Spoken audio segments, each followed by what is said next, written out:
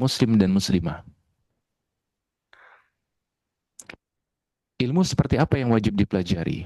Ya, tidak semua ilmu syar'i tentu wajib dipelajari karena kita nggak mungkin sanggup untuk mempelajari semua ilmu syar'i. Dan Allah tidak mungkin juga membebani kita di luar kemampuan kita. Maka ada ilmu-ilmu tertentu yang wajib kita pelajari. Para ulama menjelaskan di antara ilmu yang wajib kita pelajari adalah ilmu yang melandasi kewajiban-kewajiban yang akan kita laksanakan. Ilmu yang melandasi hal-hal yang menjelaskan tentang halal dan haram. Ya, tentang hal-hal yang haram yang wajib ditinggalkan, maka kita wajib mempelajarinya agar kita tidak terjatuh di dalamnya. Dan ilmu yang melandasi segala sesuatu yang akan kita kerjakan. Nah, pendidikan anak, mendidik anak, mengasuh anak, di satu sisi adalah kewajiban, dan di sisi yang lain, di saat yang bersamaan adalah hal yang akan dilakukan oleh ayah dan bunda. Maka kita, para orang tua, wajib untuk belajar ilmu parenting. Nah, salah satunya yang usaha kita ya untuk belajar, untuk mempelajarinya adalah pertemuan kita pada malam hari ini. Begitu. Nah, sebagai renungan bagi kita semua, ayah dan bunda, bahwa anak-anak kita adalah amanah. Ya, anak-anak yang Allah Subhanahu wa taala karuniakan kepada kita adalah amanah yang Allah Subhanahu wa taala amanahkan kepada kita. Ketika kita memiliki anak, kita mau ataupun tidak, maka amanah itu sudah kita emban. Maka kita wajib menunaikannya.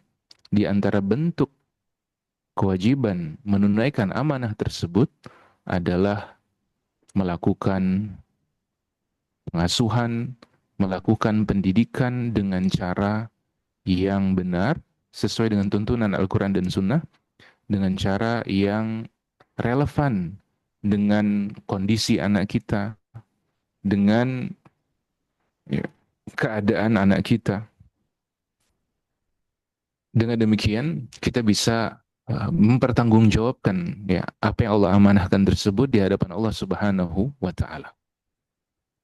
La ilaha. Sinergi ayah dan ibu dalam pendidikan anak. Sinergi ayah dan ibu dalam pendidikan anak. Sinergi adalah proses atau interaksi kerjasama yang menghasilkan keseimbangan harmonis dan efektivitas yang lebih besar. Jadi kalau kerja sendiri, ada kemungkinan akan berhasil, tetapi ketika dilakukan bersama orang lain, ada aktivitas kerjasama. Nah, inilah yang dimaksud dengan sinergi. Sinergi ini diharapkan bisa menghasilkan hasil yang lebih baik, ya, proses yang lebih efektif, ya. Diharapkan demikian. Nah, ayah dan ibu, jika kita mendengar kata al-ab atau al-um dalam bahasa Arab atau ayah dan ibu dalam pembahasan-pembahasan hukum Islam, maka yang dimaksud dengan ayah dan ibu adalah ayah kandung, ibu kandung yang kita kenal. Bukan ibu tiri yang kita kenal di Indonesia, bukan juga ayah tiri. Tetapi yang dimaksud dengan ayah dan ibu, ketika para ulama berbicara tentang ayah dan ibu, itu maksudnya adalah ayah kandung dalam bahasa kita Indonesia dan ibu kandung dalam bahasa kita, bahasa Indonesia. Meskipun memang bisa jadi, ya, kan ayah kandung bisa jadi di beberapa kondisi digantikan oleh ayah tiri, bisa jadi. Atau peran ibu kandung dalam beberapa kondisi itu bisa digantikan oleh ibu tiri kalau misalnya ayah kandung meninggal dunia atau ibu kandung meninggal dunia misalnya. Nah, tapi yang dimaksud dengan ayah kandung dalam setiap pembicaraan para ulama, yang dimaksud dengan ayah dan ibu dalam pembicaraan para ulama yang dimaksud adalah ayah dan ibu kandung. Kemudian pendidikan anak. Pendidikan anak ini lebih komprehensif ya dibandingkan dengan pengajaran, dibandingkan dengan tadris. Pendidikan anak adalah proses pembinaan yang komprehensif, yang universal, yang menyeluruh untuk menumbuhkan dan mengembangkan seluruh potensi kebaikan yang dimiliki oleh anak, baik jasmani maupun rohani, sejak lahir hingga dewasa, agar menjadi pribadi yang beriman, agar menjadi pribadi yang bertakwa kepada Allah Subhanahu wa taala, agar menjadi pribadi yang berakhlak mulia dan bermanfaat bagi agama dan masyarakat. Ini adalah proses pendidikan anak dalam keluarga muslim. Tema kita memang pada malam hari ini adalah sinergi antara ayah dan ibu, sinergi ayah dan ibu dalam pendidikan anak. Tapi penting juga bagi kita untuk mengetahui sinergi antara sekolah dan orang tua. Sehingga ayah dan bunda, bapak dan ibu bisa memposisikan diri dengan sebaik mungkin. Bisa menyadari posisinya sebagai apa dan mengetahui sekolah itu fungsinya sebagai apa. Ya, sebuah kekeliruan ketika orang tua, ayah dan ibu menyerahkan semua peran, menyerahkan semua tugas itu kepada sekolah. Kalau seperti ini kondisinya, maka pendidikan anak dalam keluarga muslim yang ideal itu sebenarnya tidak terwujud. Sehingga nanti akan terjadi ketimpangan-ketimpangan.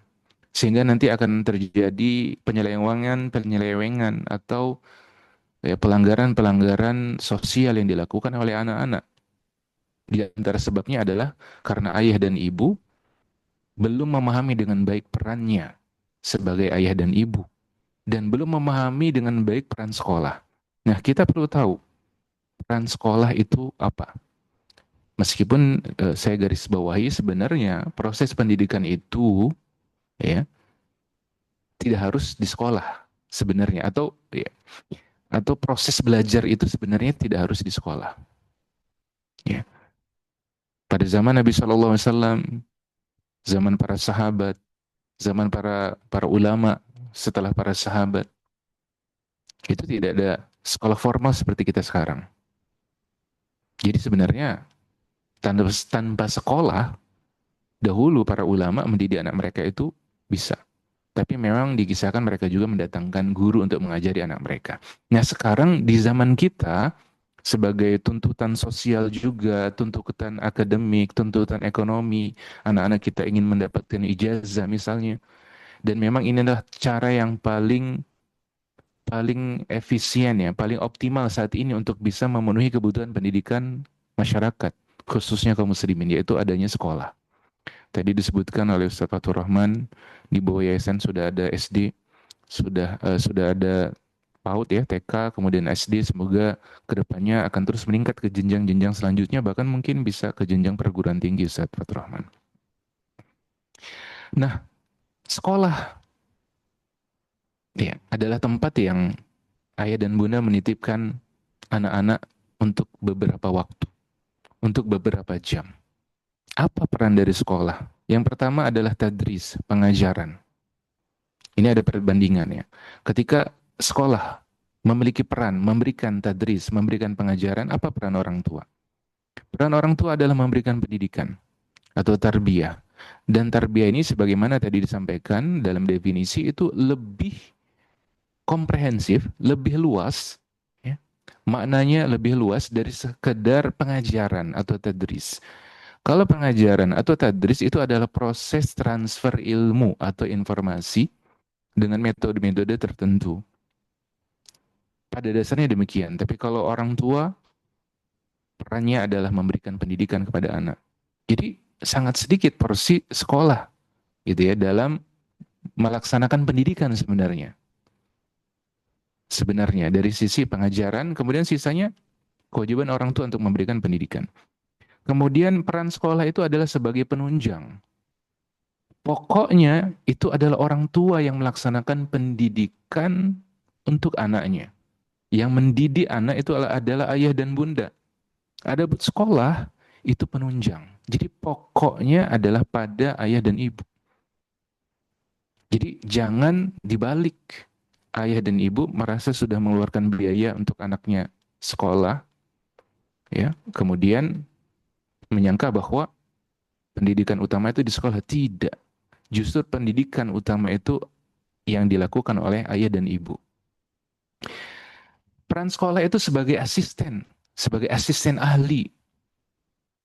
Adapun penanggung jawab utama dari proses pendidikan anak-anak itu adalah ayah dan ibu. Jadi jangan dibalik, ayah dan ibu sebagai asisten ahli, bukan. Yang menjadi asisten ahli itu sekolah. Kan kita sudah bayar mahal misalnya. Iya, karena memang para pengajar butuh kesejahteraan. Mereka juga mengorbankan waktu dan tenaga mereka, bahkan keluarga mungkin sering ditinggal untuk mengajari anak-anak kita. Tapi ingat, tetap saja peran orang tua untuk proses pendidikan itu lebih besar daripada sekolah. Sehingga yang paling bertanggung jawab itu adalah orang ayah, ya, adalah ayah dan ibu. Kemudian peran sekolah berikutnya adalah memberikan pengetahuan dan kecakapan. Jadi kalau tadris identik dengan ilmu pengetahuan yang ditransfer. Kalau memberikan pengetahuan dan kecakapan itu identik dengan memberikan ya soft skill, ya. Bagaimana mendidik akhlak mereka, bagaimana memberikan keterampilan-keterampilan kepada mereka. Ini sekolah. Kalau orang tua bagaimana? Kalau ayah dan ibu bagaimana? Ayah dan ibu fungsinya lebih besar dari itu, yaitu pembentukan karakter. Keterampilan-keterampilan, skill-skill yang diajarkan oleh sekolah, itu pengaruhnya 10% lebih kurang. Ya, dia masuk ke dalam otak depan anak, tapi ingat, ya otak belakang anak, alam bawah sadar anak, karakter anak itu dibentuk oleh ayah dan ibu di rumah. Kemudian peran sekolah diantaranya adalah memberikan pelatihan. Ya tadi transfer ilmu, transfer keterampilan, kemudian melatih anak kita. Tapi dalam waktu yang sangat singkat. Nah, apa peran orang tua untuk sisi ini? Peran orang tua adalah melakukan pembiasaan. Peran orang tua adalah melakukan upaya transformasi bagi anak-anaknya. Setelah diberikan pelatihan di sekolah untuk beberapa waktu, pembiasaan dilakukan di rumah. Transformasi diri anak, perilaku anak, sikap anak dari nol sampai level yang terbaik itu dilakukan oleh ayah dan ibu. Kemudian sekolah berperan menempa pribadi anak kita, menempa akhlak anak kita, menempa perkataan dan perbuatan anak kita, menempa rohani dan jasmani anak kita. Tapi ingat, itu porsinya sangat sedikit, dan lebih banyak anak itu tidak berada di sekolah. Sehingga peran orang tua juga melakukan penempaan, kemudian melakukan motivasi dan melakukan pemulihan. Ada hal-hal yang mungkin tidak enak didapati di sekolah dari teman-temannya. Orang tua melakukan pemulihan, tidak membiarkan anaknya begitu saja. Bila perlu dan semestinya, ya, ayah dan bunda mengajak ngobrol anak-anaknya ketika pulang sekolah itu apa yang dihadapi di sekolah. Kalau hal yang dihadapi adalah hal yang menyenangkan, alhamdulillah orang tua memotivasi. Ketika yang disampaikan di sekolah adalah hal penting, orang tua memotivasi bagaimana hal yang baik itu diterapkan. Tapi ketika ternyata adalah hal yang tidak baik yang didapati anak, misalnya dari sikap teman-temannya, disinilah peran orang tua untuk melakukan recovery, untuk melakukan pemulihan.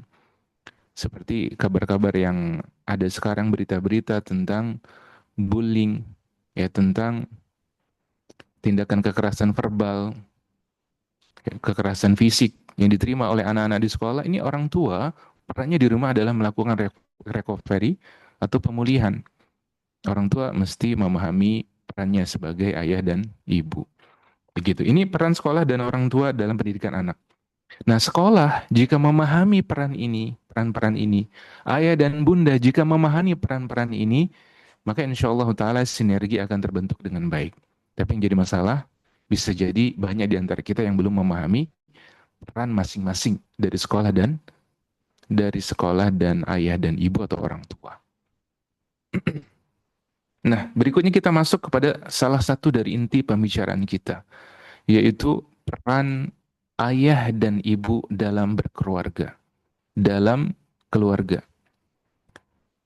Ayah itu sebagai pelindung dan pengayom, ibu itu sebagai pemimpin bagi anak-anaknya, ayah itu penanggung jawab stabilitas keluarga, ketahanan keluarga. Dia yang bertanggung jawab atas nafkah, atas tempat tinggal, atas pendidikan, atas kesehatan jasmani dan rohani, atas pengetahuan dan pelaksanaan ibadah. Nah, ibu juga demikian. Kalau ayah sebagai penanggung jawab, ibu sebagai pelaksana harian, sebagai pengelola harian, karena ayah identik dengan mencari nafkah di luar. Kalau pulang, mungkin sudah lelah. Bisa jadi kebanyakan kita seperti itu. Nah, pelaksana dan pengelola hariannya adalah ibu di rumah. Mengelola apa? Nafkah yang sudah diberikan oleh ayah. Mengelola tempat tinggal, pendidikan yang sudah direncanakan, kesehatan jasmani dan rohani, demikian juga pengetahuan dan praktik dari ibadah.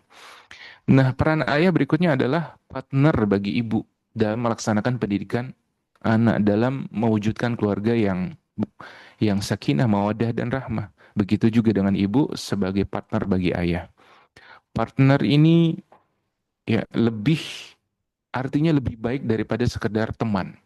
Kalau teman ya teman begitu aja, tapi kalau partner ini saling mendukung. Ya, saling mendukung, saling bekerja sama. Ini adalah partner. Nah, ayah itu partner bagi ibu, ibu adalah partner bagi ayah dalam mewujudkan keluarga yang sakinah, mawaddah dan rahmah. Dan disinilah pembahasan inti kita yang berikutnya adalah peran ayah dan ibu dalam pendidikan anak. Sinergi, kerjasama, proses pendidikan anak dalam keluarga muslim bisa diwujudkan pertama kali apabila ayah dan bunda, ayah dan ibu memahami peran masing-masing. Bagaimana nanti kalau ternyata single parent? Ya, seorang ayah, istrinya sudah meninggal dunia misalnya. Maka tentu memang akan ada sosok yang hilang dalam proses pendidikan anak. Maka yang istrinya meninggal dunia, ya semoga Allah berikan kemudahan untuk bisa mendapatkan istri kembali sehingga ada peran pengganti dari ibu yang meninggal dunia. Begitu juga dengan yang sebaliknya. Nah, anggap saja sekarang kondisi ideal. Ayah masih hidup, ibu masih hidup. Proses sinergi dalam pendidikan anak antara ayah dan ibu bisa terwujud pertama kali atau diawali dengan ayah dan ibu memahami peran masing-masing.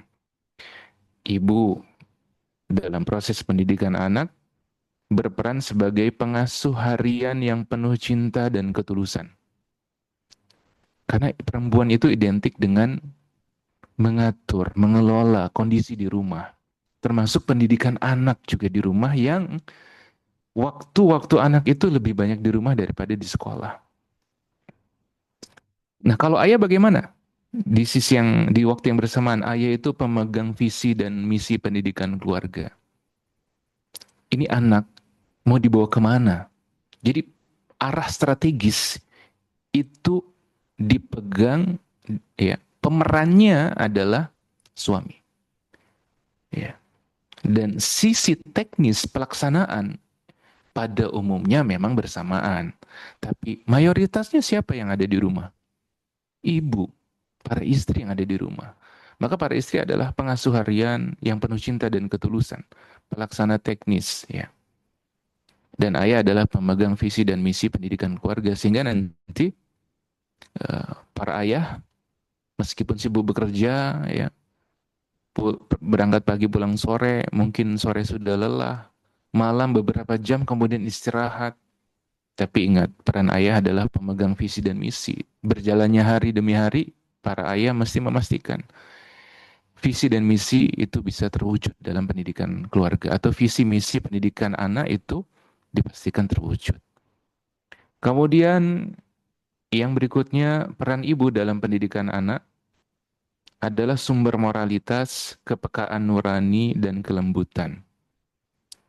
Ya, semua yang berkaitan dengan perasaan itu didapati oleh anak-anak kita itu dari ibu.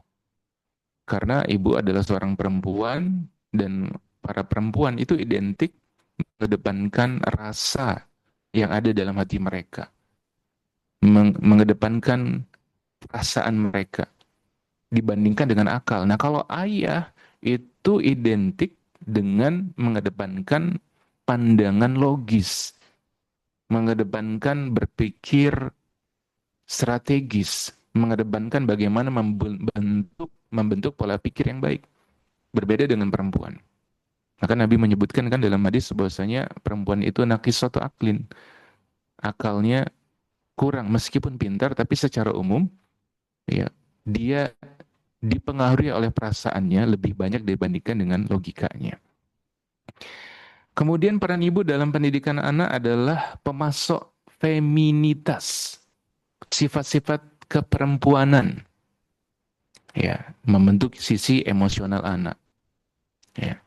Sifat feminitas itu pemasok utamanya ibu. Kan ibu adalah perempuan, ya, memiliki feminitas yang besar sehingga pemasok utamanya adalah ibu. Nah, kalau ayah sebaliknya, ayah adalah sosok ya pemasok maskulinitas dan pembentuk karakter ketegasan. Pembentuk karakter ketegasan. Itu ayah. Silakan nanti kita lihat bagaimana prakteknya dalam pendidikan anak. Kemudian ibu itu identik dengan perannya dalam pendidikan anak itu menguatkan hati, menenangkan rasa, suasana dan hadir dalam pengorbanan. Bayangkan pekerjaan ibu rumah tangga itu banyak, ya. Pekerjaan ibu rumah tangga itu banyak. Tapi dengan hikmah Allah, Allah memberikan kelebihan pada seorang ibu untuk tetap mampu mengurus anak-anaknya, untuk tetap mampu mendidik anak-anaknya ketika suaminya sedang mencari nafkah di luar.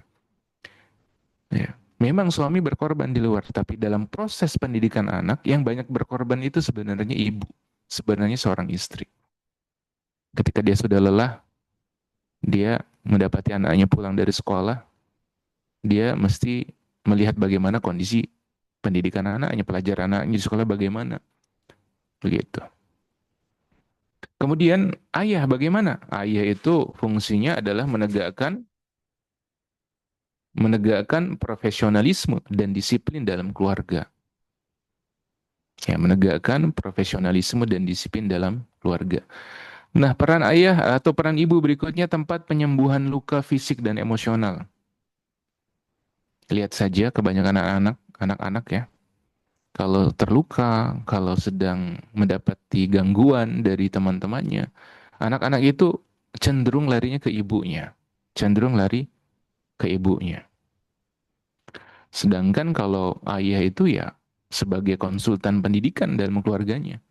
Ketika membutuhkan solusi dari suatu permasalahan, maka di situ peran ayah sebagai konsultan bagi anak dan pasangannya dan ya bagi anak dan istrinya. Ibu dalam proses pendidikan anak adalah sosok yang menerima, yang selalu membuka ruang aman bagi perasaan anak. Terkadang mau menghukum anak karena kesalahan-kesalahan yang dilakukan, seperti misalnya sudah usia 10 tahun, tapi belum melaksanakan sholat. Kalau perintah Nabi kan usia 10 tahun, itu dipukul. Anak yang belum mau melaksanakan sholat. Tapi mungkin ibu lebih mengutamakan perasaannya. Ya. Padahal pemukulan yang dilakukan bukan pemukulan yang mencederai, tapi dorban ghairu mubarrih, pukulan yang tidak mencederai. Gitu ya. Bagaimana kalau di sana ada ibu-ibu yang suka mukulin anaknya? Ah, berarti di sini ada kelainan nih bagi ibu-ibu ya. Yang suka mukulin anaknya tuh, itu sebenarnya ada kelainan tuh. Ya dia eh, melakukan kesalahan sebenarnya gitu ya. Bagaimana dengan ayah? Sosok yang dalam tanda kutip tega, di mana dia mengedepankan logikanya daripada sekedar perasaan. Sehingga peran untuk menetapkan batas-batas, peraturan-peraturan dalam keluarga, ya, dan menerapkan konsekuensi perbuatan anak demi kebaikan anak itu adalah peran dari ayah dalam proses pendidikan. Nah, inilah lebih kurang ya perbandingan antara peran ayah dan ibu dalam proses pendidikan anak dalam keluarga muslim. Dan salah satu catatannya adalah kalau perempuan, para ibu itu identik mengedepankan perasaan, emosional, baik bahagia ataupun sedih, itu lebih menguasai dirinya. Tapi kalau laki-laki atau ayah itu identik dengan mengedepankan logikanya, mengedepankan pola pikir yang strategis, ya, yang ini tergambar dalam perbandingan peran ayah dan ibu dalam proses pendidikan anak. Nah, berikutnya, kaidah-kaidah pendidikan anak dalam keluarga muslim.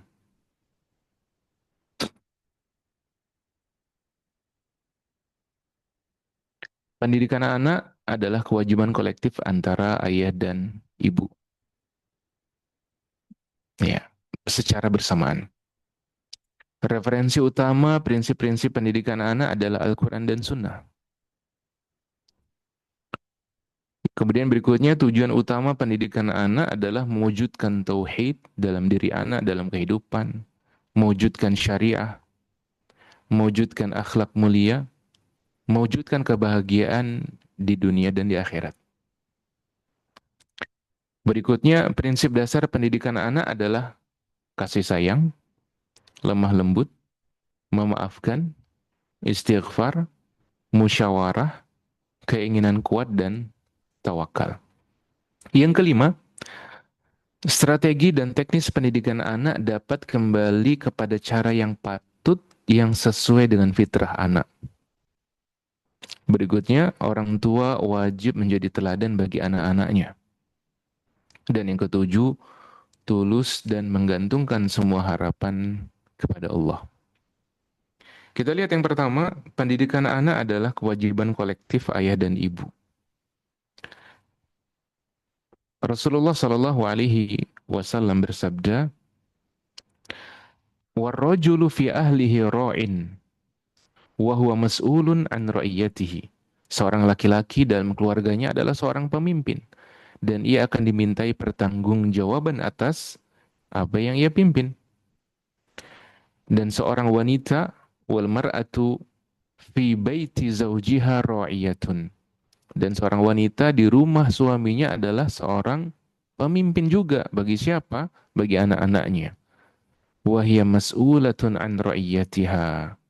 Dan ia akan dimintai pertanggungjawaban atas apa yang ia pimpin. Jadi dalam hadis ini ada kolektivitas antara ayah dan ibu dalam proses melaksanakan ya, kewajiban sebagai pemimpin. Demikian juga dalam proses melaksanakan pendidikan anak. Nah, tadi ya peran-peran yang sudah disebutkan, ya peran-peran yang sudah disebutkan antara ayah dan ibu untuk ayah dan ibu dalam proses pendidikan anak itu dilaksanakan secara bersamaan dalam rangka melaksanakan kewajiban dari Allah Subhanahu wa taala dalam menjaga amanah yaitu anak-anak. Dan ini kewajiban bersama. Bersama. Jadi suami dan istri, ayah dan ibu itu saling mendukung. Bukan ibu menyerahkan sepenuhnya kepada ayah atau ayah menyerahkan sepenuhnya kepada ibu, tetapi ayah dan ibu secara bersama-sama melaksanakan proses pendidikan anak karena kewajiban ini adalah kewajiban yang bersifat kolektif antara ayah dan ibu. Kemudian yang berikutnya adalah referensi utama prinsip-prinsip pendidikan anak adalah Al-Quran dan Sunnah. Ini referensi utamanya. Kenapa demikian? Karena Allah Subhanahu wa taala mengatakan dalam Quran surat Al-Baqarah ayat yang kedua, "Dzalikal kitabu la raiba fih, hudal lil muttaqin." Kitab Al-Quran ini tidak ada keraguan padanya. Petunjuk bagi mereka yang bertakwa. Di antara proses dasar membentuk insan-insan yang bertakwa adalah proses pendidikan anak. Jadi anak-anak yang bertakwa, ya orang-orang yang bertakwa sekarang yang kita dapati dalam kehidupan bermasyarakat, mereka itu adalah orang-orang yang lahir dari ayah dan bunda yang merawat mereka, yang mendidik mereka. Dan Allah mengatakan, "Dzalikal kitabu la raiba fih, hudal lil muttaqin." Dan Al-Quran itu adalah petunjuk bagi mereka yang bertakwa. Jadi sumber pertama untuk proses pendidikan anak itu adalah Al-Quran. Sehingga proses belajar pastikan tetap sesuai dengan petunjuk Al-Quran. Kemudian yang kedua adalah As-Sunnah, ya, petunjuk Nabi Muhammad SAW. Namun apakah dengan demikian kita tidak menutup atau kita menutup ruang untuk ya adanya sharing pengalaman, adanya ya, ilmu-ilmu strategis dan teknis dari berbagai pihak. Ya, misalnya dari ilmu kedokteran, dari ilmu psikologi, misalnya. Maka kita katakan tidak. Tapi ingat, sumber utama yang pertama adalah Al-Quran, yang kedua adalah As-Sunnah. Rasulullah SAW adalah sosok yang kita bisa belajar banyak darinya. Kita bisa banyak belajar darinya. Termasuk dalam kehidupan berkeluarga juga. Dan dalam berkehidupan sebagai seorang, dalam melaksanakan kehidupan sebagai seorang beriman dan sebagai seorang muslim secara umum tentunya. Di sini Allah Subhanahu wa taala berfirman dalam Quran surat Ali Imran ayat yang ke-31, Allah Subhanahu wa taala mengatakan, "Qul in kuntum tuhibbunallaha fattabi'uni yuhibbukumullah wa yaghfir lakum dzunubakum wallahu ghafurur rahim." Katakanlah, jika kamu benar-benar mencintai Allah, ikutilah aku, niscaya Allah mengasihi dan mengampuni dosa-dosamu. Allah Maha Pengampun lagi Maha Penyayang. Ayat ini memerintahkan kita untuk mengikuti Rasulullah Sallallahu Alaihi Wasallam dalam semua sisi kehidupan kita, ya, dalam ibadah kepada Allah, dalam mentauhidkan Allah, dan salah satunya adalah dalam proses melakukan pendidikan anak. Sehingga ayah dan bunda ketika dalam proses melakukan parenting, melakukan pendidikan anak, pengasuhan anak, tetap berusaha untuk sebisa mungkin menghadiri majelis-majelis ilmu yang mengajarkan bagaimana cara mendidik anak yang baik dan benar.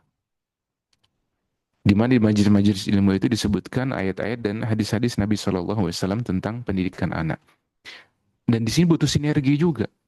Butuh sinergi antara ayah dan bunda. Kalau misalnya yang bisa hadir secara langsung adalah ayahnya saja, maka bagaimana bentuk sinergi yang dilakukan? Bentuk sinergi yang dilakukan adalah ayah berangkat langsung datang ke kajian dan ibunda bisa menyimak dari rumah. Ini salah satu bentuk sinergi. Nah, nanti hasil dari kajian, ya, bagaimana kajian-kajian terhadap ayat-ayat dan hadis-hadis Nabi, sunnah-sunnah Nabi SAW dalam proses mendidik anak, atau dalam misalnya melaksanakan ibadah, bagaimana mentauhidkan Allah, itu diusahakan ada ruang untuk diskusi, untuk ngobrol, untuk sharing antara ayah dan ibu. Dan memilih cara yang terbaik untuk disampaikan kepada anak-anak. Dan memilih cara yang terbaik untuk diterapkan dalam proses pendidikan anak. Ya, ini adalah praktek di mana kita sudah tahu bahwa sumber dari pendidikan anak itu adalah Al-Quran dan Sunnah. Ya. Kemudian yang berikutnya, tujuan utama pendidikan anak adalah mewujudkan tauhid, mewujudkan syariah, mewujudkan akhlak mulia dan bahagia dunia dan akhirat. Tauhid, mengesahkan Allah Subhanahu wa taala, ya, beribadah hanya kepada Allah Subhanahu wa taala saja.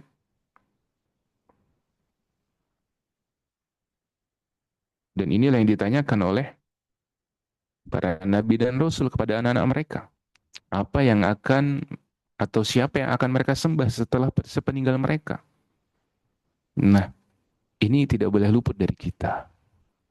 Kita boleh punya keinginan anak kita akan mendapatkan status sosial yang baik di masa yang akan datang. Kita boleh punya keinginan, punya harapan anak-anak kita menjadi orang-orang yang bermanfaat bagi keluarga dan masyarakat, tapi jangan lupa, kita juga, ya, para orang tua, para ayah, para bunda mesti bersinergi. Bagaimana mewujudkan tauhid pada diri anak. Ini bisa dipraktikkan secara sederhana, secara sederhana. Misalnya ada anak kita yang kehilangan uangnya misalnya, ya, uang jajannya di sekolah misalnya hilang. Di sini peran orang tua bagaimana mengajari anaknya untuk menguatkan tauhidnya, menguatkan imannya kepada Allah Subhanahu wa taala. Bagaimana orang tua mengajarkan ini adalah bagian dari takdir dan pelajaran bagi anak ke depannya bagaimana berhati-hati. Yang sudah berlalu bagian dari takdir.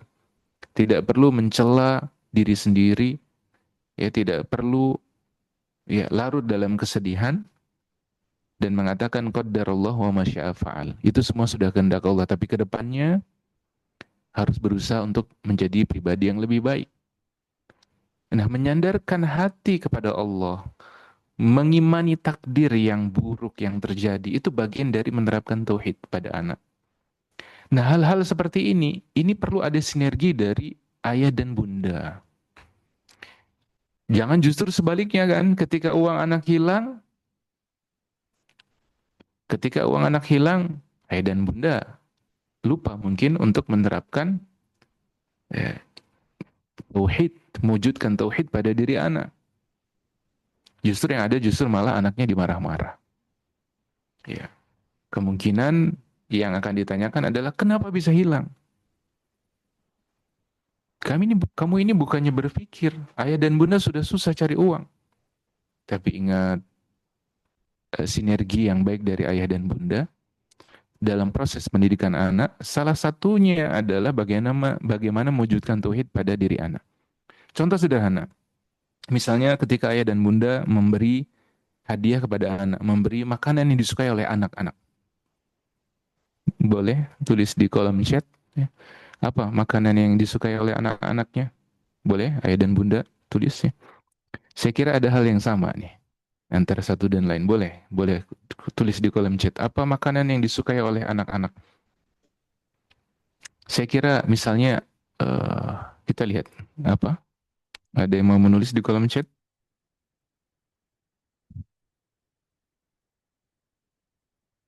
Baik. Misalnya yang disukai anak-anak adalah es krim. Ya, misalnya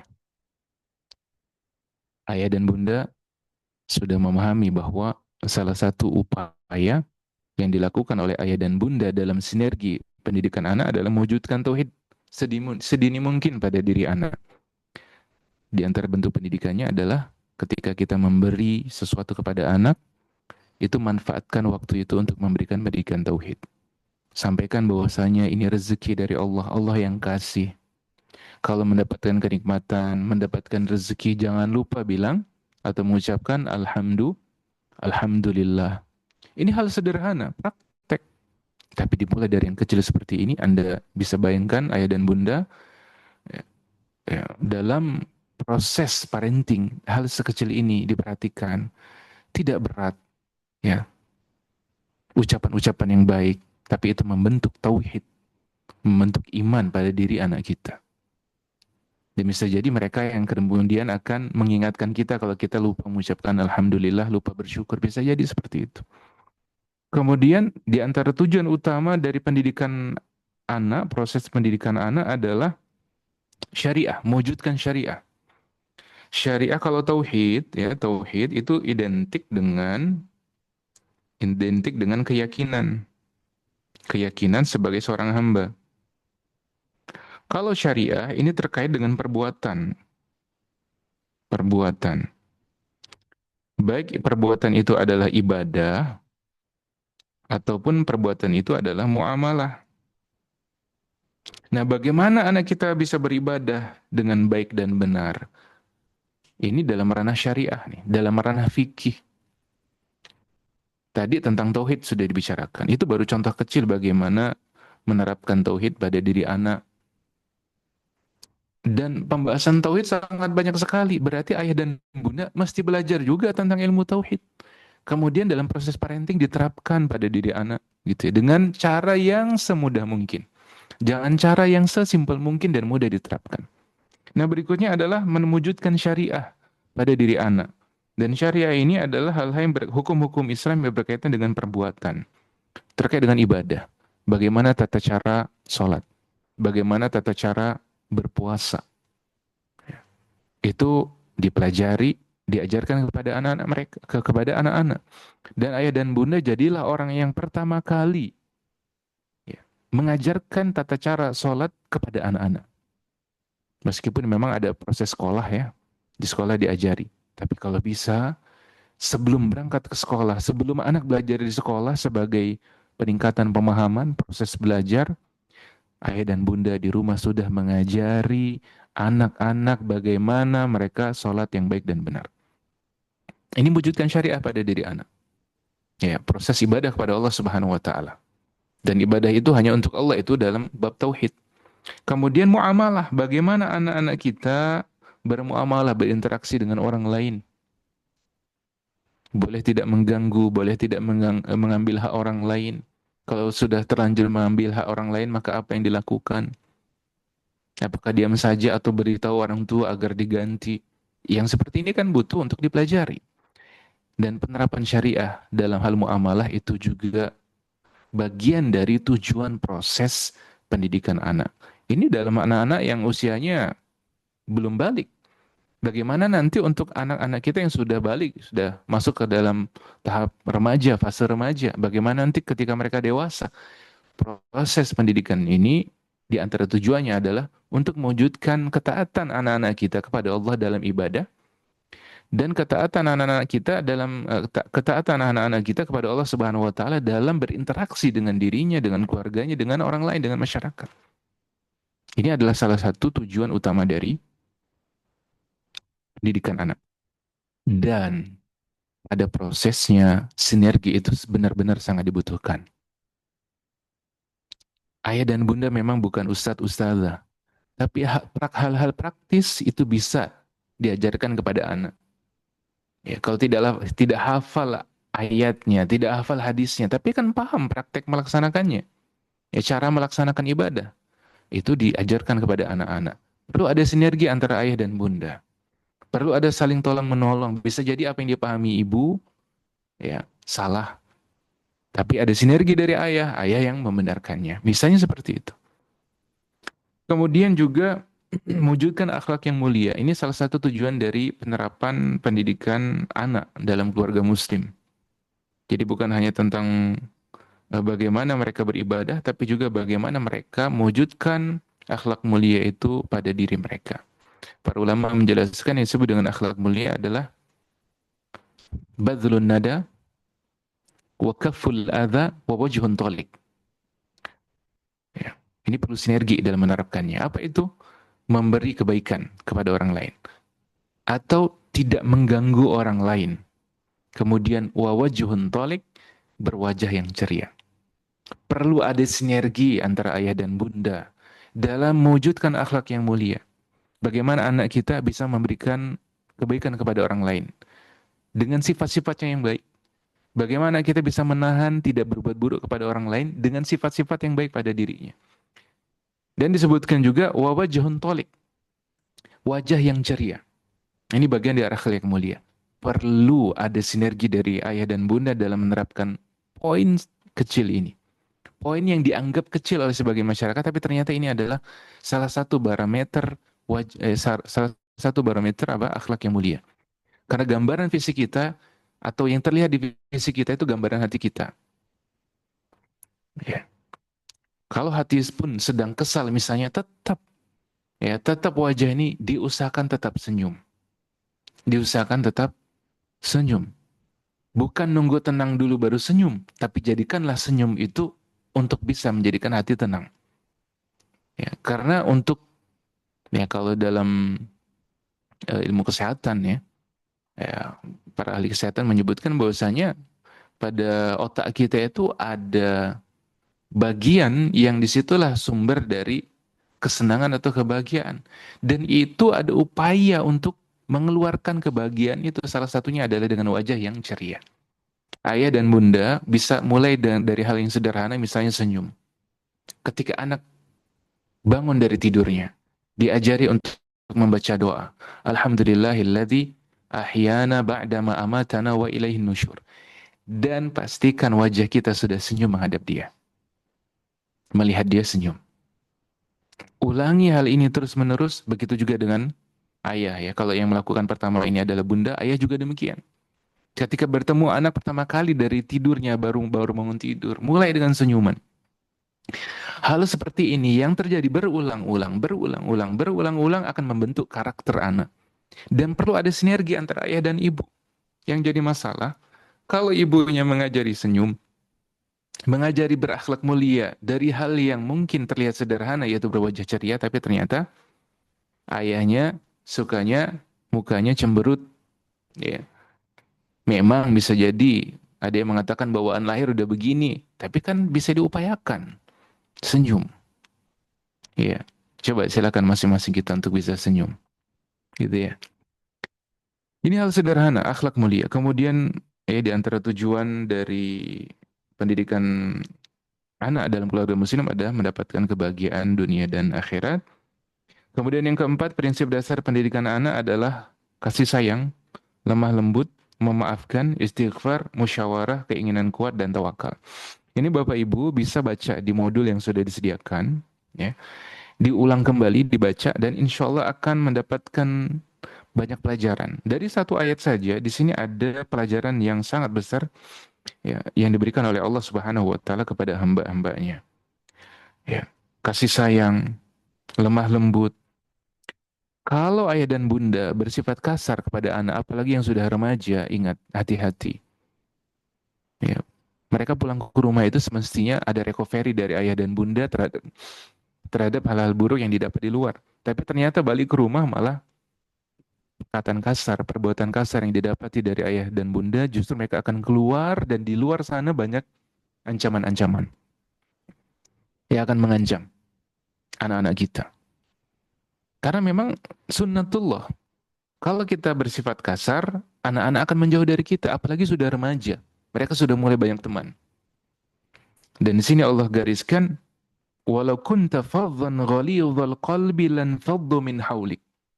Kalau sekiranya kamu berlaku kasar, bersikap kasar, lagi berhati kasar, bersikap keras, lagi berhati kasar, tentulah mereka menjauhkan diri dari sekelilingmu. Karena itu maafkanlah mereka. Anak-anak kita itu yang belum balik ya, itu belum ditulis dosa bagi mereka. Allah saja tidak menganggap mereka berbuat salah.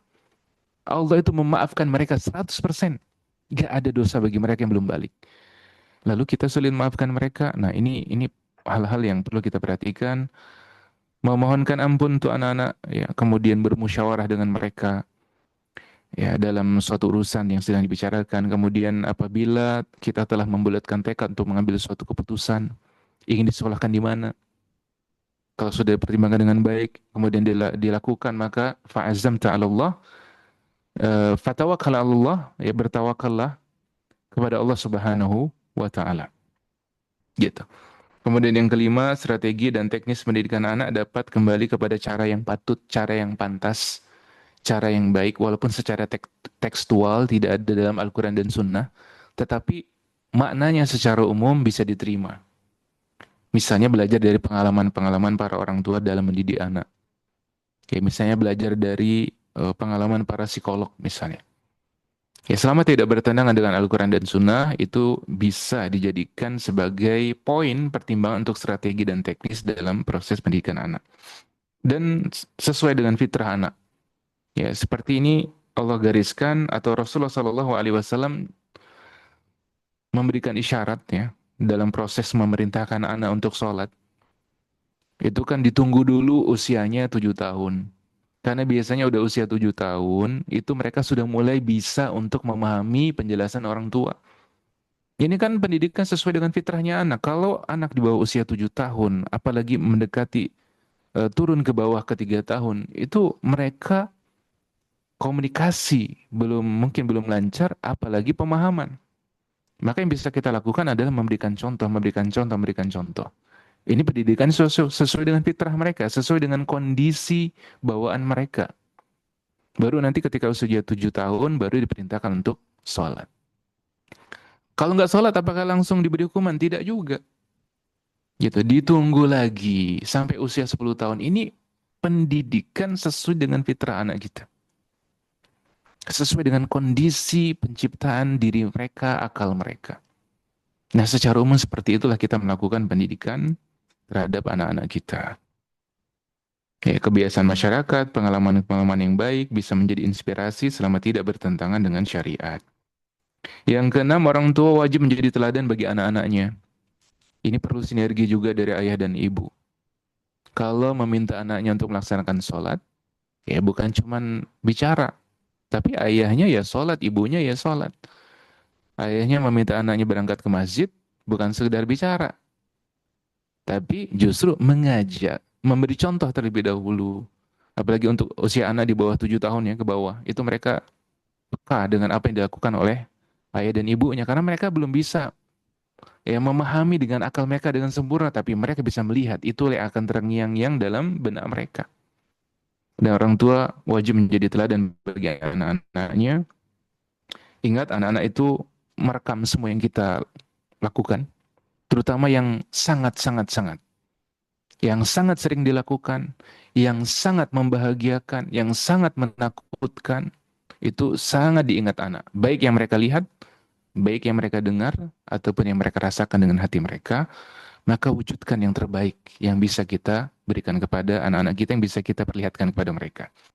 Yang terakhir, tulus dan menggantungkan semua harapan kepada Allah. Sinergi terbaik yang bisa dilakukan, itu semua adalah sebab. Jangan sampai bergantung kepada usaha yang dilakukan. Sinergi terbaik, proses belajar terbaik yang dilakukan, terus proses belajar yang tidak ada hentinya. Mencari pengalaman-pengalaman parenting. Tapi ingat, itu semua sebab. Yang menggerakkan hati-hati anak kita adalah Allah Subhanahu wa taala, gantungkan harapan kepada Allah Subhanahu wa taala. Demikian ini yang bisa saya sampaikan, mudah-mudahan bermanfaat. Ini yang terbaik bisa saya sampaikan pada malam hari ini. Selanjutnya saya serahkan kembali kepada Ustaz Fatur Rahman, silakan Ustaz.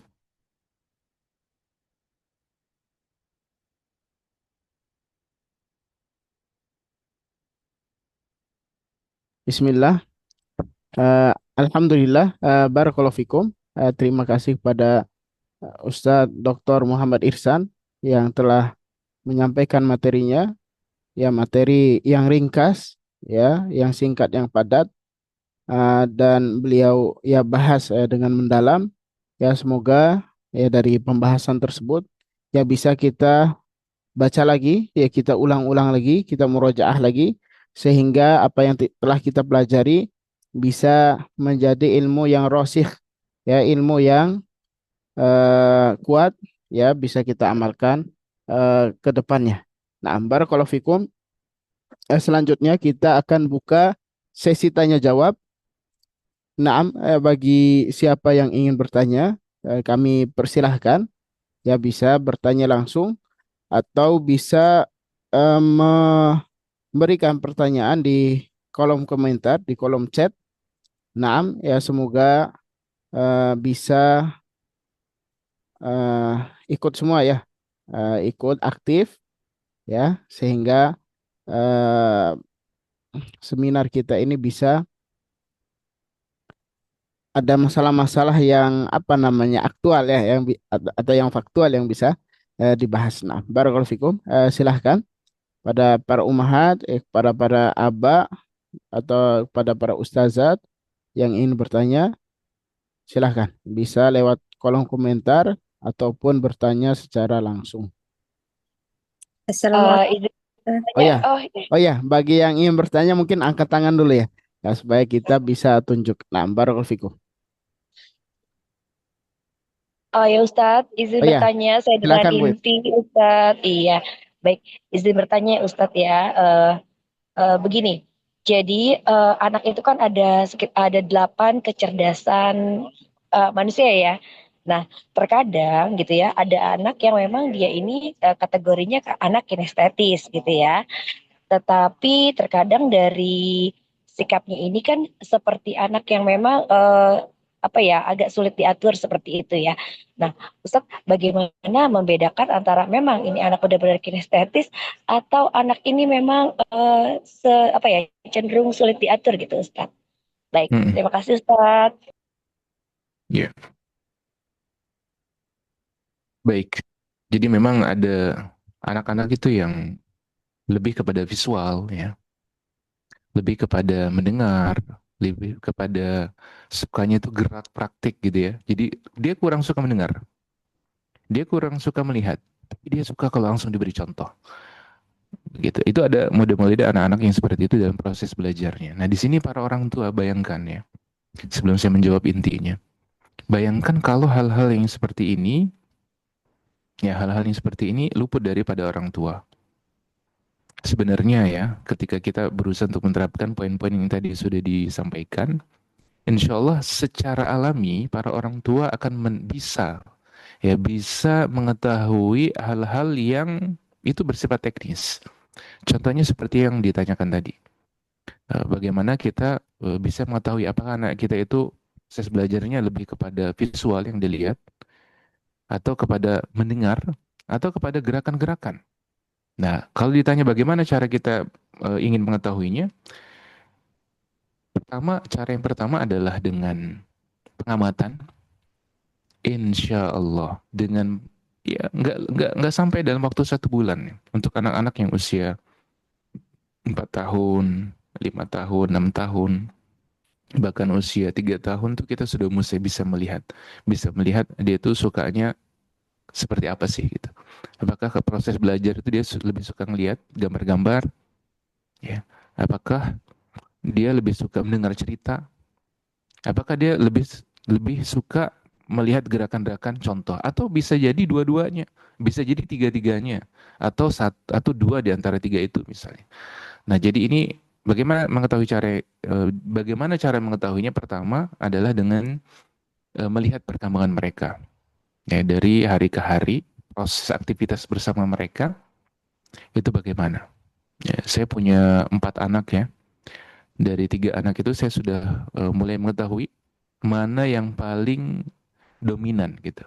Seperti anak saya yang pertama itu paling dominan untuk melihat untuk belajar dari visual, melihat ya. Walaupun tiga-tiganya tertarik sebenarnya, tapi paling menonjol itu pada diri anak. Kalau ditanya bagaimana cara saya tahu, maka saya jawab pertama dengan melakukan pengamatan. Jadi dalam proses sehari-hari, misalnya sedang proses belajar, ada beberapa buku gitu ya, atau sedang dalam proses mengajari anak. Anak itu cenderungnya suka kalau ada buku yang ada gambarnya, atau suka kalau kita dengan cerita aja. Dia ada buku misalnya yang ada gambarnya, dicuekin sama dia. Tapi kalau kita cerita itu dia suka banget. Atau dia nggak suka buku yang ada gambarnya, nggak suka gambar-gambar, nggak suka dengan cerita. Tapi kalau kita beri contoh, dia langsung ngikutin. Nah, ini kan proses pengamatan. Jadi cara pertama yang bisa dilakukan adalah dengan pengamatan. Kemudian yang kedua, proses yang kedua adalah dengan praktik sederhana. Ya, dalam kehidupan sehari-hari. Contohnya, di halaman rumah misalnya, di halaman rumah ini ada ya sampah-sampah atau ah, ya barang-barang yang perlu dirapikan gitu kan. Coba kita lihat anak-anak kita itu, ya, dia ingin berperan sebagai apa? Apakah dia ingin berperan sebagai orang yang mengatur, ya mengatur bagaimana ini diletakkan di mana gitu.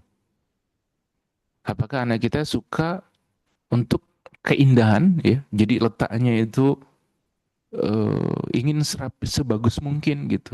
Dia nggak suka kalau asal asal disingkirin aja. Tapi dia ingin meletakkan barang itu di tempat yang benar-benar pas. Dia suka banget kalau rapi banget gitu. Nah, dari praktek-praktek seperti ini kita akan tahu, oh anak ini kalau menyukai proses belajar itu dengan visual. Oh anak ini dengan misalnya udah dikasih contoh, udah diomongin, udah diajak bicara, tapi nggak jalan-jalan. Tapi ketika ada temannya yang gerak, dia langsung ikut. Ini salah satu contoh bagaimana kita mengetahui anak kita itu kecenderungan belajarnya dari apakah dari mendengar, dari visual, atau dari gerakan-gerakan. Begitu. Itu jawaban terbaik yang bisa saya sampaikan ya, Barakallahu fikum. Nah, barakallahu fikum.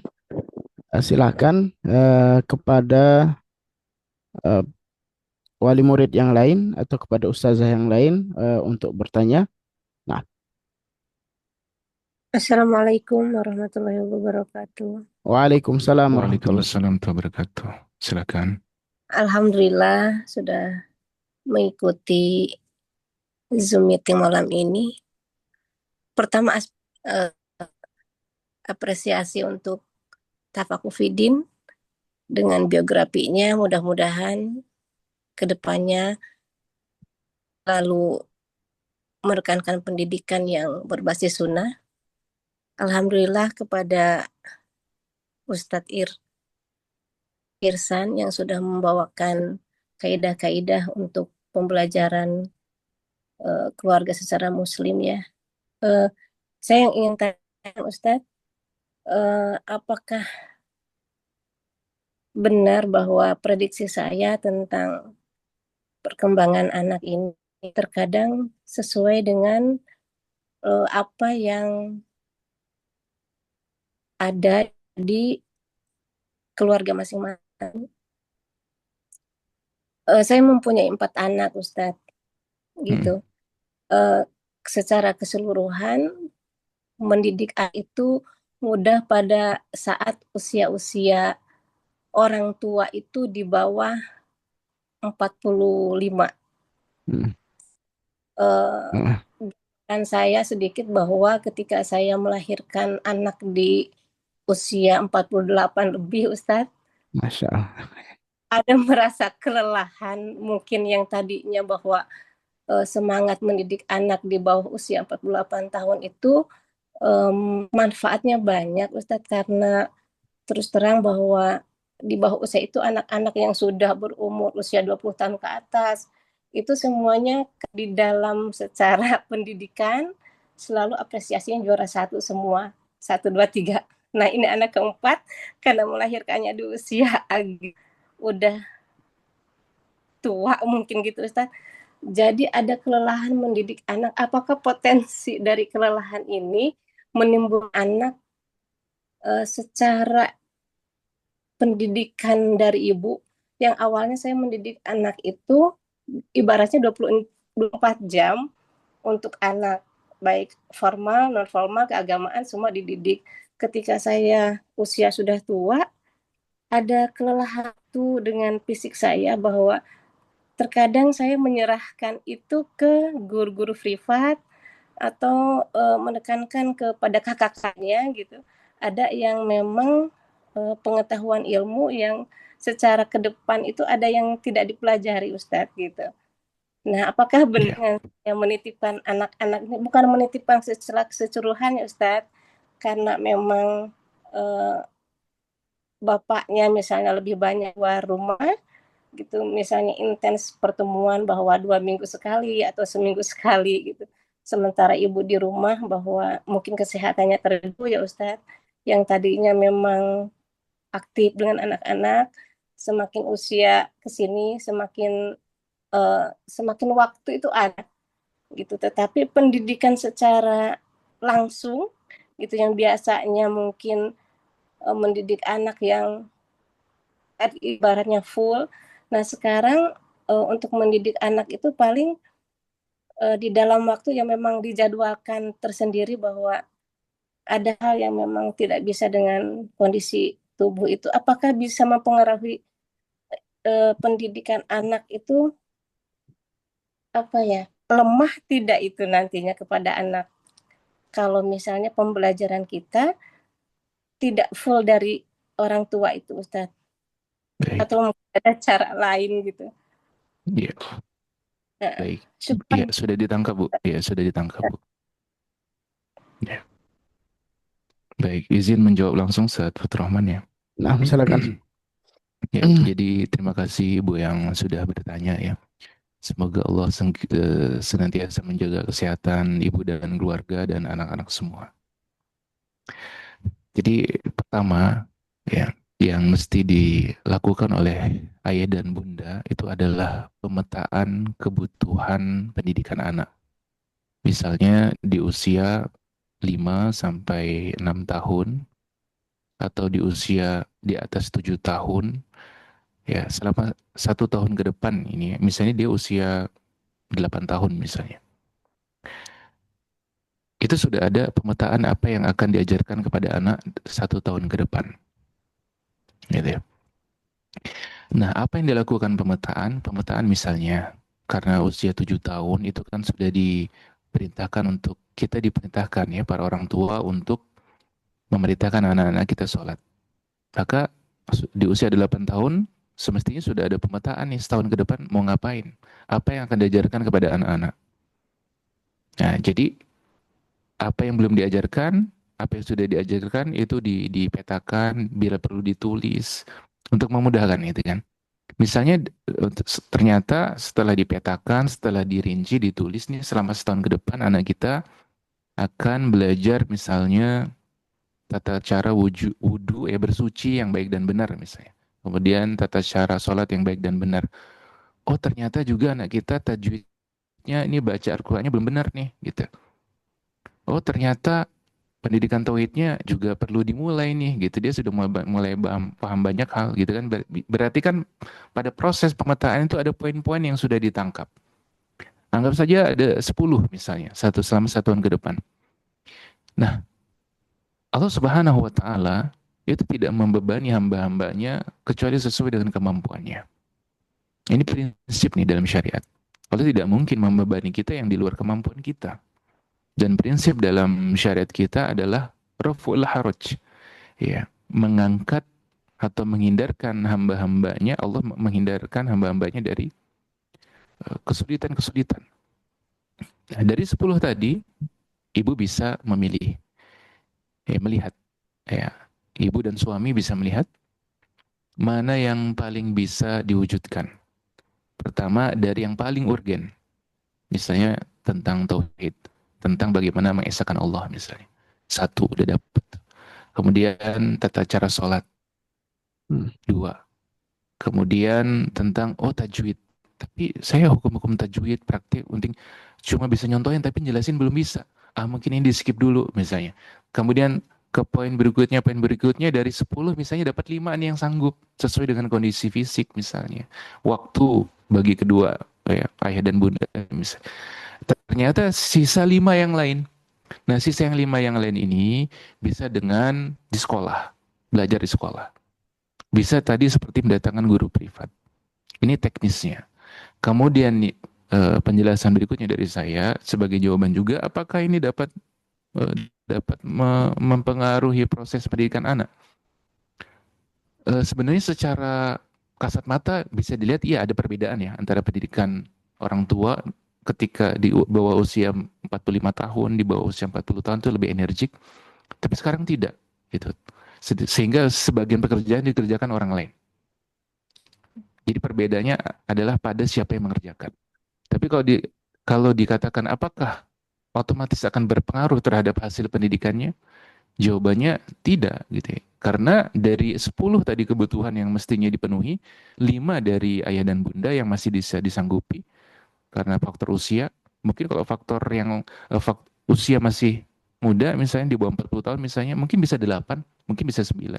Tapi karena usia sudah menjelang 50 tahun atau sudah 50 tahun, bisa ambil 5. Kalau benar-benar nggak sanggup lagi ya udah 4. Yang 6-nya dimaksimalkan, diserahkan kepada orang yang profesional sebaik mungkin. Dan dengan berharap kepada Allah, memohon kepada Allah, bertawakal kepada Allah, maka sebutkan tadi ya, bisa dicek lagi itu. Dalam Quran surat Ali Imran ayat ke-100, ayat yang ke-159.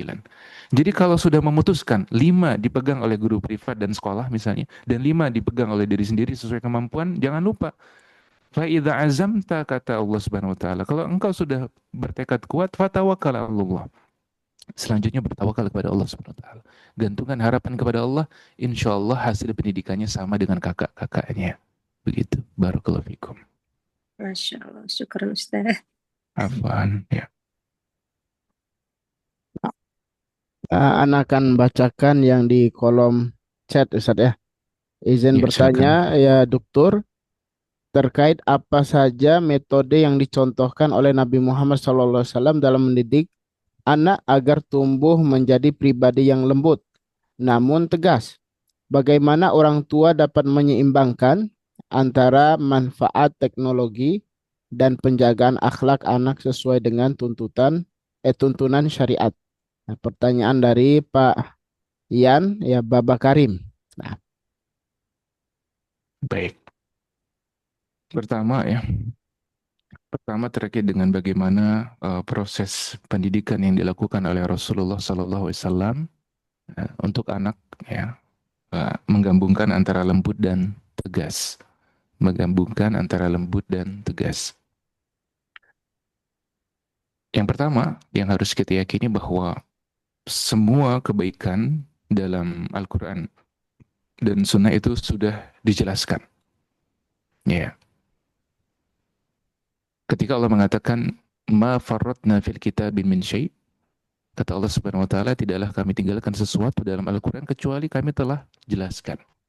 Para ahli tafsir menjelaskan bahwa Allah telah menjelaskan segala sesuatu dalam Al-Quran itu imma ta'silan wa imma tafsilan. penjelasan semua sudah dijelaskan dalam Al-Quran, demikian juga dengan As-Sunnah, itu bisa dalam bentuk kaidah, Sil. dan juga bisa dalam bentuk tafsil, rincian-rincian gitu.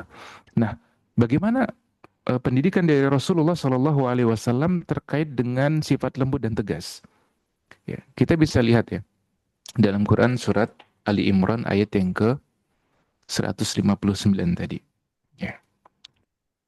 Wa bima rahmati minallahi linta lahum. Karena dengan rahmat Allah lah kamu bisa berlaku lemah lembut. Jadi sebenarnya Bapak yang bertanya, sebelum kita melakukan sifat lemah lembut, bersikap lemah lembut kepada anak, sebenarnya tidak semudah itu loh. Karena anak itu kan sikapnya macam-macam. Untuk bisa humble, tetap berwajah ceria, tetap tenang menghadapi perilaku anak yang bermacam-macam tadi, tetap lembut, itu nggak semudah yang seperti dibicarakan loh. Makanya Allah mengatakan, "Fabima rahmatin minallahi lintalahum." Dengan rahmat Allah lah kamu bisa berlaku lemah lembut kepada mereka. Jadi sebelum kita ingin bersikap lemah lembut, ternyata ada proses dulu untuk kita bisa bersikap lemah lembut. Apa itu? Mendapatkan rahmat dari Allah Subhanahu wa taala. Maka para orang tua, para ayah, para ibu, kita minta rahmat dari Allah Subhanahu wa taala untuk bisa mendapatkan rahmat dari Allah sehingga kita bisa bersifat lemah lembut. Gitu ya. Nah, kemudian bagaimana dengan tegas? Ya. Lembut tentu dengan ucapan, dengan sikap, gitu ya. Bagaimana dengan tegas? Baik. Ketika ya, Rasulullah Shallallahu Alaihi Wasallam mengatakan muru auladakum bis salati wahum abna'u sab'in. Perintahkanlah anak-anak kalian untuk melaksanakan sholat ketika mereka berusia 7 tahun. Ya, ini baru perintah nih. Baru bicara aja. Nah, ayo sholat. Nah, sholat. Perintah lo ya, bukan mencela. Nah, sudah maghrib kamu ini disuruh sholat. Enggak sholat-sholat. Enggak. Enggak ada ungkapan perintah seperti itu kan. Perintahnya adalah muru auladakum bis sholat. Perintahkan anak kalian untuk sholat. Ini ajakan nih. Ini bentuk lemah lembut nih. Oh, ternyata ada juga metode berikutnya, yaitu metode dengan pedang, dengan seperti punishment, tapi itu tidak menciderai psikologis dan juga tidak menciderai fisik. Ya, di antara bentuknya adalah ditunggu dulu udah usia yang lebih apa? Lebih matang. Kata Rasulullah SAW, watribuhum 'alaiha wahum abna'u ashrin. Dan pukullah mereka ketika mereka sudah berusia 10 tahun. Nah. Ketika mereka sudah berusia 10 tahun. Jadi di sini ya, ada sifat lembut tuh. Ya, ada sifat lembut yang sudah diperintahkan oleh Nabi untuk merintahkan saja tanpa ada pukulan. Tapi ternyata ada ketegasan juga. Ketika sudah usia 10 tahun, sudah ada jeda 3 tahun tuh ditunggu, diberi contoh ya, diberi contoh, diberi teladan, diajak, diperintahkan. 3 tahun tuh lama loh. Dengan mengharap taufik dari Allah, insya Allah mereka akan sholat kok. Karena anak-anak itu sebagaimana orang tuanya. Sebagian besar sih seperti itu praktiknya. Nah, ketegasan bagaimana? Berarti praktik ketegasan itu butuh ada jeda waktu dulu. Bagaimana kita memberikan contoh. Bagaimana kita mengajak mereka dengan sabar. Kok dia masih nggak mau sholat? Ya diminta lagi 3 tahun loh diberi waktu oleh Rasulullah SAW untuk kita sampai memukul mereka. Berarti kan ada proses pengulangan. Jadi kapan ketegasan itu dilakukan? Ketika proses ajakan, proses contoh sudah dilakukan dalam waktu yang relatif panjang, lama, baru ada sisi ketegasan dengan sistem hukuman, namun tetap tidak menciderai psikis dan jasmani. Ya, ini salah satu bentuk ya bagaimana penerapan lemah lembut itu. Pertama dengan verbal, dengan cara yang terbaik, kemudian ada jeda waktu untuk mengulang-ulang, ada jeda waktu untuk kita memberikan contoh, baru nanti ada salah satu bentuk ketegasan yaitu dengan adanya punishment yang dan dalam catatan seperti kata para ulama, kalau misalnya itu pukulan darban ghaira mubarrih, pukulan yang tidak menciderai. Begitu. Nah, kemudian berikutnya, pertanyaan yang berikutnya yang kedua ada terkait dengan teknologi. Ini poin penting buat ayah dan bunda ya. Kehidupan kita sekarang itu sangat erat dengan teknologi. Anak-anak yang kita lahir sekarang lahir dalam kondisi mengenal teknologi. Apalagi ayah dan bunda juga menggunakan fasilitas teknologi. Yang dahulu kita masih kecil belum tentu melihat ini. Seperti saya juga itu ya masa-masa di bawah 5 tahun, 7 tahun ke bawah, bahkan lebih lebih besar dari itu belum melihat yang seperti sekarang ini kondisi teknologi. Nah, apakah berarti kita menahan anak kita dari mengenal teknologi? Jawabannya tidak. Ya, ini perkembangan zaman memang seperti ini dari masa ke masa. Sebagaimana dahulu masa kecil kita mengenal permainan-permainan, yang dahulu di masa para sahabat permainan itu nggak dikenal. Dan kita mengenal permainan itu dengan berbagai macam jenisnya. Dan kita bermain itu. Dan di masa sekarang anak kita melihat teknologi seperti ini. Ya, mendapati teknologi seperti ini. Nah, caranya Hmm. bagaimana agar menyimbangkan pendidikan anak dan tetap Ya, berusaha ada. menghindari dampak negatif dari teknologi. Yang pertama adalah tentukan tujuan penggunaan fasilitas teknologi. Hmm. Itu yang pertama. Tentukan tujuannya buat apa. Kemudian Hmm. yang kedua adalah dengan memberikan batasan yang jelas. Kalau misalnya dulu di zaman kita hanya ada permainan-permainan offline. Kita sering ketemu dengan teman-teman kita ya. Kalau mau main itu dijemput dulu. Nggak ada teleponan-teleponan WA, nggak ada. Atau ada tempat kumpul khusus tuh ya. Kalau kayaknya udah ada feeling nih, udah ada feeling ini teman-teman ngumpul nih jam segini. Benar ketika datang udah ngumpul. Tapi kalau sekarang main anak-anak kita tuh ngumpul di mana? Misalnya di handphonenya. Selama tidak bertentangan dengan syariat, ya dalam kadar yang dianggap wajar dan tidak mencederai psikologis mereka, proses belajar mereka, pada dasarnya boleh. Jadi yang pertama tetapkan tujuan buat apa. Kalau buat belajar, ya alhamdulillah. Kalau buat bermain, tetapkan batasannya. Nah, ya, tetapkan batasannya. Kemudian yang ketiga dengan pengawasan. Jadi tetap diawasi. Jadi satu, tetapkan tujuan. Dua, tetapkan batasan. Tiga, diawasi. Tiga, diawasi. Yang keempat, ini yang sering jadi dilema bagi para orang tua. Ketika sudah diberikan batasan, ternyata anaknya nawar-nawar terus. Yang keempat adalah negosiasi. Misalnya, sudah diberi waktu untuk bersama gadget, misalnya waktu tertentu. Tetapi ternyata anaknya tantrum, gitu kan. Perlu ada negosiasi. 10 menit lagi ya, 20 menit lagi ya, gitu. Jadi bukan berarti diputus saat itu juga bukan, tapi ada negosiasi. Ini contoh ya, ini contoh. Dan praktiknya bisa lebih luas dari itu. Jadi pertama tentukan tujuan, yang kedua tetapkan batasan, yang ketiga lakukan pengawasan, yang keempat adalah proses negosiasi. Begitu. Dengan Hmm. demikian harapannya teknologi tidak merusak proses pendidikan agama, bahkan mendukung gitu. Nah, barakallahu fikum Ustaz. Iya. Jazakumullah khairan. Alhamdulillah kita sudah sampai pada penghujung acara. Sebelum kita menutup pertemuan kita, ya mungkin ada sesi nih ya, ambil dokumentasi ya. Kita ambil dokumentasi mungkin untuk para ikhwan ya bisa open kamera ya sehingga kita bisa ambil dokumentasi. Naam, barakallahu fikum. Tafadholu. Silahkan, mungkin untuk ikhwan untuk bisa open kamera. Adapun akhwat, nah, masya Allah ya. Silahkan, Mbak Bapak Karim. Atau, nah,